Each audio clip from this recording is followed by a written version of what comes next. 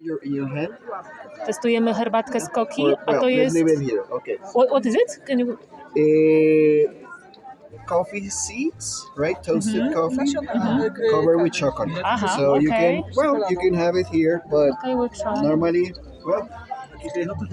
Wcześniej wypiliśmy jakiegoś sznapsika z takiego produktu, specyfiku kolumbijskiego. Bardzo był smaczny.